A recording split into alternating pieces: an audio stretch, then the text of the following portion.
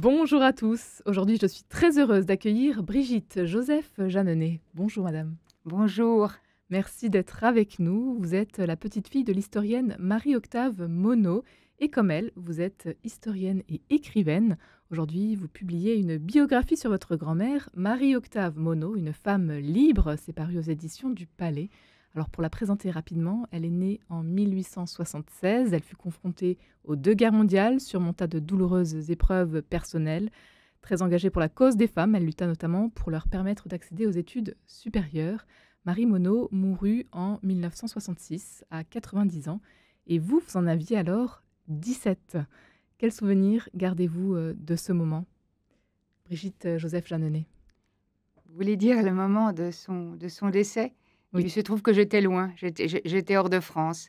C'était bien sûr, imprévu et je l'ai regretté. Et vous étiez Mais je toute l'ai jeune à retrouvé. l'époque. Oui, Hmm. j'étais jeune, j'avais 17 ans, donc je l'ai bien connu et en même temps, on ne pose pas beaucoup de questions, vous savez? La vie, nous emporte. Alors à quel moment est-ce que vous commencez à vous intéresser à elle? Mais une date très précise, à la mort de mes parents, il y a une quinzaine d'années, mes frères et sœurs et moi, nous sommes nombreux, nous avons pu, accéder à ses papiers personnels. C'était ma grand-mère, maternelle et nous avons, avec éblouissement, découvert, moi tout particulièrement, que ces archives étaient extrêmement, précieuses et riches. Il y avait, d'une part, son journal intime qu'elle a tenu depuis l'âge de 15 ans, et durant 60 ans. Il y avait aussi, la les lettres qu'elle a échangées avec son fiancé entre 1900 et 1902, parce qu'ils ont été pendant ces 18 ans de fiançailles séparés.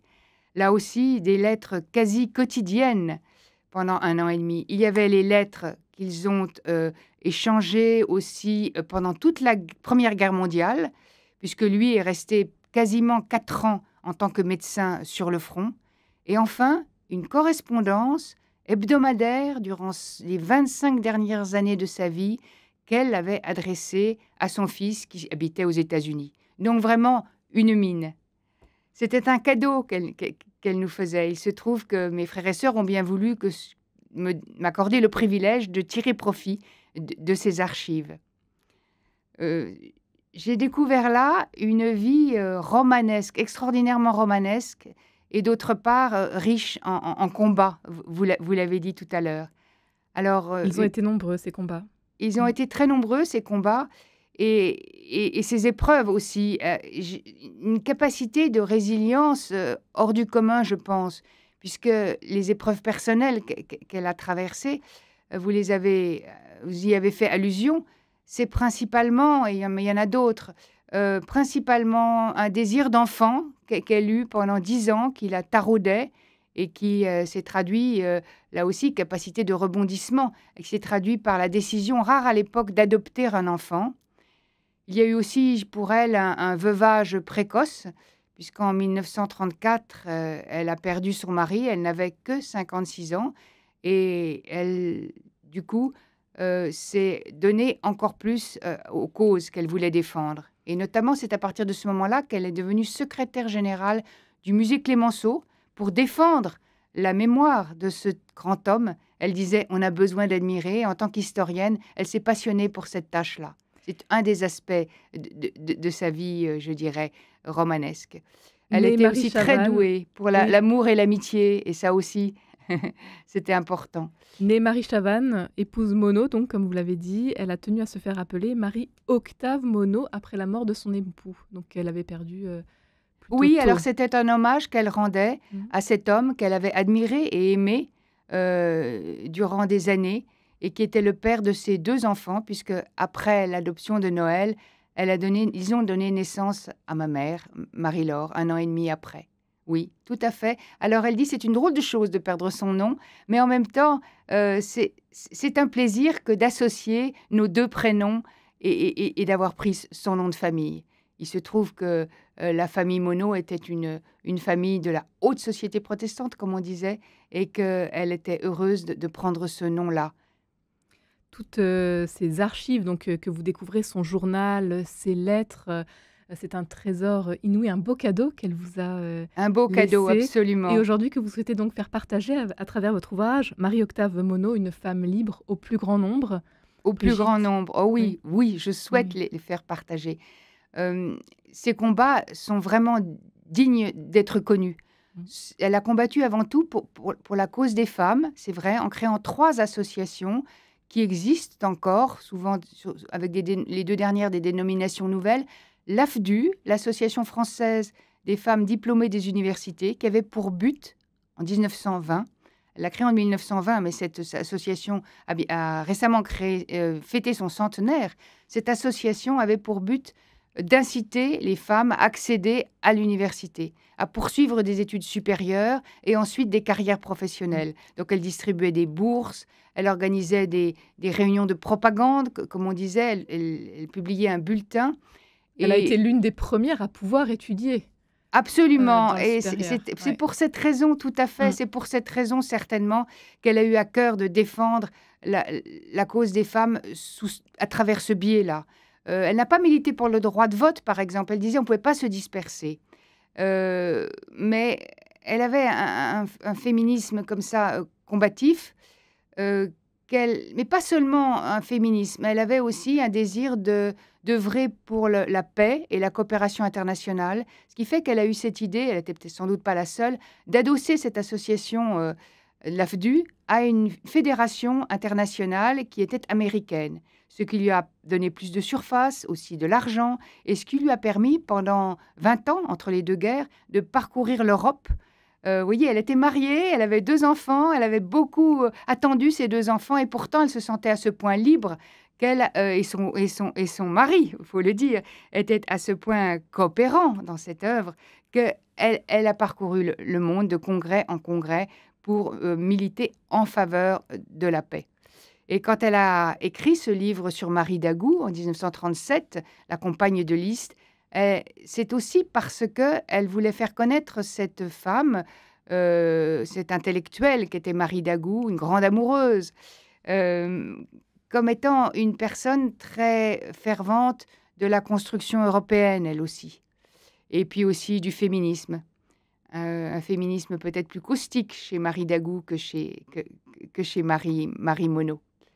Donc les 2 autres associations qu'elle a créées, je les cite pour mémoire. C'est l'Œuvre des Gares, une association très originale, et j'aurais bien aimé la voir arpenter, Marie Monod avec un brassard à l'aube, les quais de la gare Montparnasse pour accueillir les jeunes provinciales, les bécassines, et pour les prévenir contre les réseaux de prostitution. C'était le but de cette association. Il y avait aussi les Amis de la jeune fille qu'elle a présidé pendant très longtemps, qu'elle a beaucoup affectionné, cette association, jusque tard dans sa vie, et qui avait pour but de créer des foyers logements dans toute la France. Vous voyez, il y avait une complémentarité entre aider l'élite à accéder à la connaissance et par ailleurs œuvrer pour les plus faibles peut-être, les ouvrières, les employés, les domestiques, euh, qui étaient beaucoup plus nombreuses à cette époque qu'aujourd'hui. Des combats toujours, d'actualité, Brigitte, Joseph, Jeanneney. Qu'est-ce qu'elle peut nous dire aujourd'hui, à nous les femmes, en 2024, votre grand-mère Marie-Octave Monod? Qu'est-ce qu'elle pourrait nous dire, Eh ben, selon je vous? pense qu'elle reviendrait peut-être sur le protestantisme qui a animé toute sa vie, parce qu'on lui dirait pourquoi ce courage, pourquoi ce dynamisme, pourquoi cette conviction, sans aucune agressivité, par exemple vis-à-vis des hommes.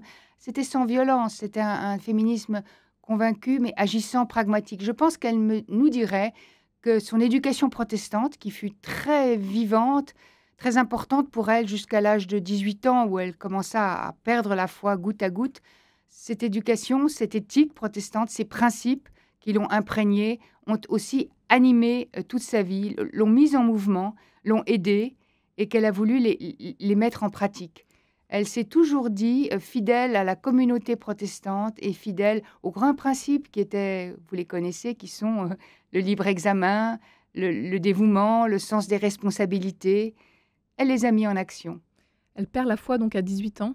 On peut savoir très rapidement ce qui se passe. Elle reste tout de même attachée au Oh, protestantisme. elle reste très attachée au protestantisme. Elle continue à écouter les sermons de Léopold Monod à l'église de la Chapelle à Lyon, puisqu'elle était lyonnaise et qu'elle est montée à Paris à l'âge de 20 ans pour épouser Octave. Elle était on ne sait pas très bien, elle-même ne le sait pas, elle en souffre, elle dit: «J'essaye de me cramponner à la foi, à la prière, je ne peux plus, la foi m'abandonne goutte à goutte».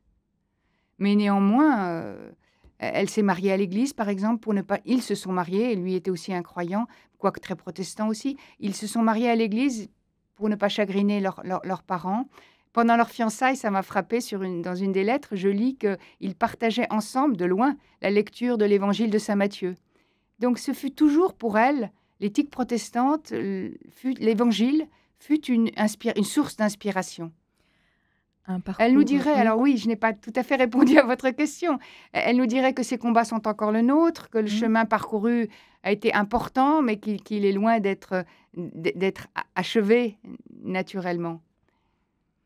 Un Elle nous parcours, dirait aussi oui. qu'il faut avant tout, quand on est une femme, encore et toujours, apprendre, accéder à la connaissance, viser l'épanouissement personnel, que ce n'est pas en se sacrifiant sans cesse qu'on aide les autres. C'est plutôt en réussissant à être soi-même. Je pense que c'est la leçon qu'elle nous donnerait, oui.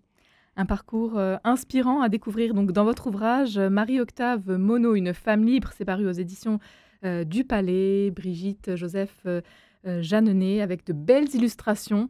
Ça, c'est tout à fait, important aussi de le signaler parce que vous êtes, tombée sur de belles, images, Très belle que l'on photo, peut oui. découvrir donc, dans votre ouvrage. À noter également que vous serez au Forum 104 rue de Vaugirard pour une rencontre exceptionnelle avec l'historienne Michèle Perrault dans le cadre de la Journée des droits des femmes. Ça va se passer le 7 mars prochain à 19h en présentiel uniquement. Et puis, toutes les informations sont à retrouver, bien évidemment, sur le site du Forum 104 ainsi que sur celui de Radio Notre-Dame. Oui, rue de Vaugirard, 19h, C'est le noté. 7 mars. Venez Merci nombreux. beaucoup. Merci d'avoir été avec nous aujourd'hui, Brigitte Joseph Jeanneney. C'est moi qui vous remercie.